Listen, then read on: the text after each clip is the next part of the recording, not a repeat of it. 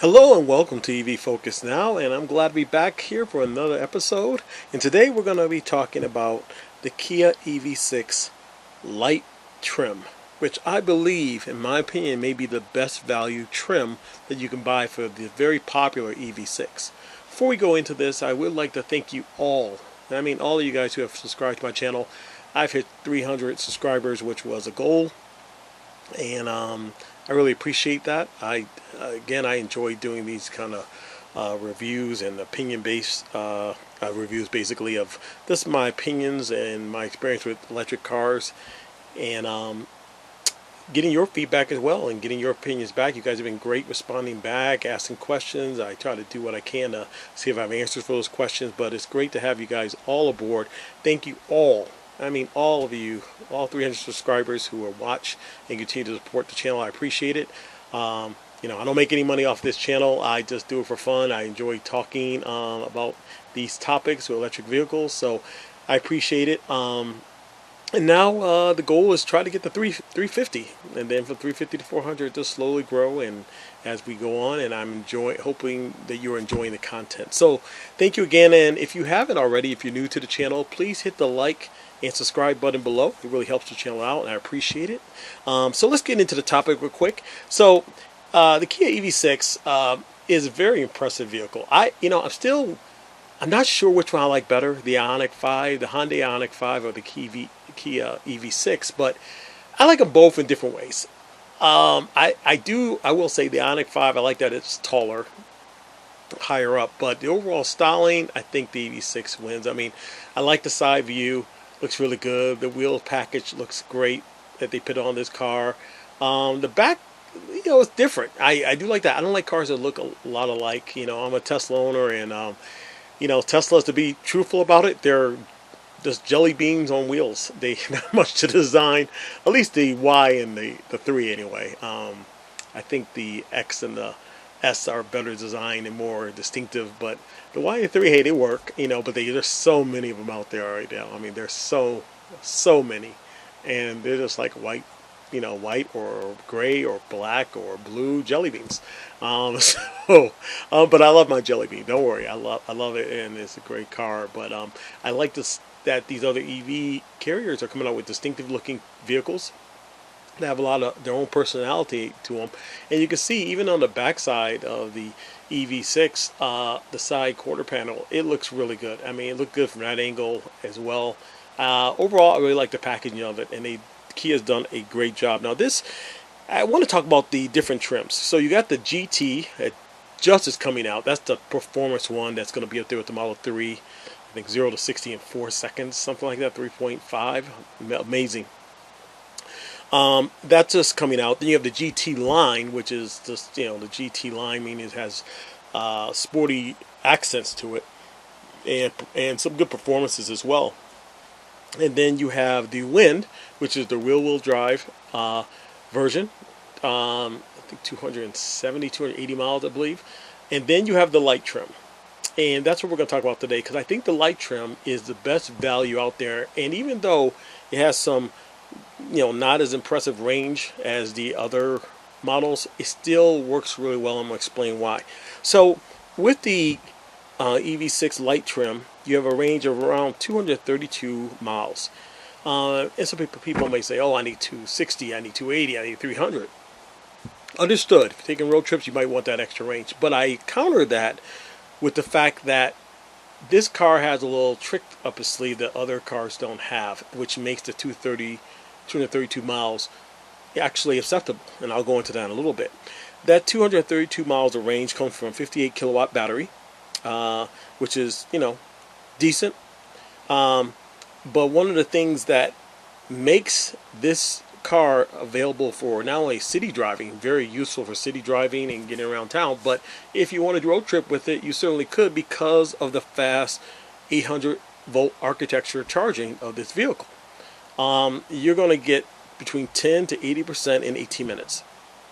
So if you're getting that, does it really matter if you're not 260, 270 miles? Because you're going to, basically, drive, you get down to maybe 70 miles or whatever, you pull up to a charger, and you're going to be charged back up in no time and on your way. So the fast charging offsets the lower range, in my opinion, to a acceptable point where this car can be used for road trips.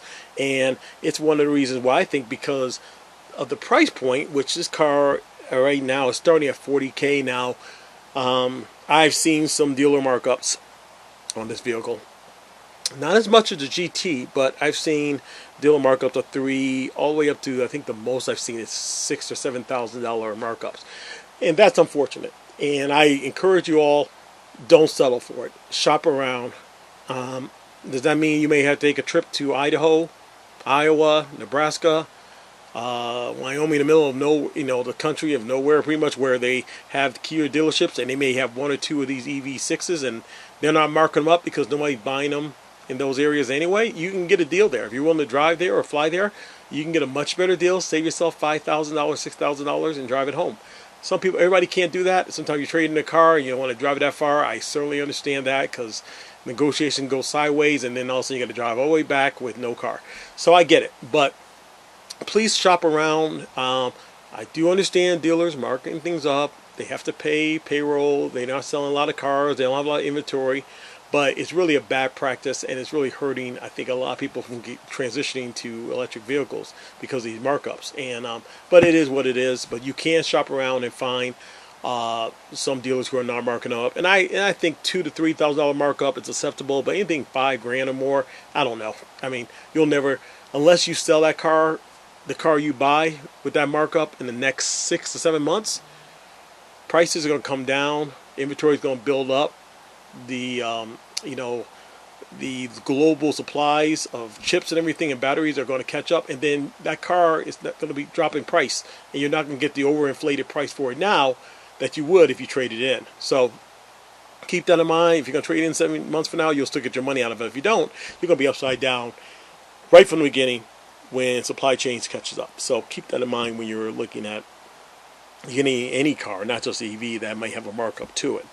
So with the 10 to 80% in 18 minutes and speeds up to 200 to 240 kilowatts, which have been verified on many YouTube channels, you can see the evidence. This is a great road tripping car and a great city car at an affordable price. So you can get into it at about $43,000, $45,000, and it's one of the reasons why I'm considering this as a possibility as well as affordable. I try, to me, anything over 50,000. I mean, I try to stay underneath that, under a car, if I can get it as low as possible. And plus, the great thing about this, the tax credit. That's the magic thing. When you add the tax credit in, the $7,500, now you're really getting this car for $36,000, $37,000. That's where the value is, and these tax credits going to build up and stack up. And I think Kia and Hyundai may be out of their tax credits in a year and a half, maybe a year. They're selling so many of these. Who knows? We know Volkswagen's going to be out pretty soon. Ford is going to be out pretty soon. So this is the time, if you want to take advantage of that tax credit, to do it. I would not put my faith in Congress passing anything that was going to extend the tax credit or make it better or make it a cash on the hood deal. So that's a pipe dream now. I don't think that's ever going to happen, but who knows? But as it stands now, the answer is no. So try to find, if you're looking for a tax credit, try to find a carrier that still has the tax credit is available. So based on all that, I mean, look at this. I mean, the seats are fantastic. They're comfortable. I've sat in this car, a lot of leg room. In the back. I really like the infotainment center. There's been some complaints about the dual climate control and radio controls, how you click it and it switches back and forth. You can watch some videos on that. I don't think it's that big of a deal, but I understand it. I wish it didn't do that. It can be a little tricky when you're going through things. The charging port in the back of the car, it's right there, pops open. I think it's well integrated. You can even tell it's there. And the rear of the car itself, I think, works. It's a little different, but I think it's fine. It looks clean and it's a nice look to it. A lot of storage room as well that you'll see when you pitch the seats up or down. You got a decent amount of storage room. I think 28 liters space, I believe. Can't be sure on that. I think I read that. So that's really key. And then when you come around to the front of the car, you do have a small front. And I will say this, on a single rear motor in Europe, they sell this car single rear motor. You get a deeper front trunk than that because there's no front motor. And I was surprised that the ones that came to America, even though they're rear-wheel drive and they don't have a front motor, they still gave you the smaller front, which I don't understand why they did that. They don't do that in Europe. You get the bigger, deeper front because there's no motor there. But here they give you the smaller front, whether it's all-wheel drive or wheel drive, which is disappointing because the bigger front, it's not much bigger, but it is bigger, and you put more stuff in it, and space is space. So why not, access that?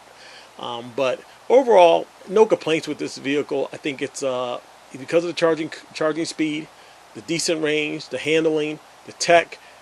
Kia has a real winner in their hands, and I would say to anyone, unless you really just want that really long range or you want that really super fast speed, the EV6 Lite is a great option, affordable option for you to get for yourself, your family, for many different needs, whether it's city or road tripping. It can handle all of those things. So tell me what you think in the comment section below. Do you agree with the EV6 Lite trim? Is that a trim that you would be fine with the lower range and make it work and see the value in it? If not, I'd like to hear your opinion on it.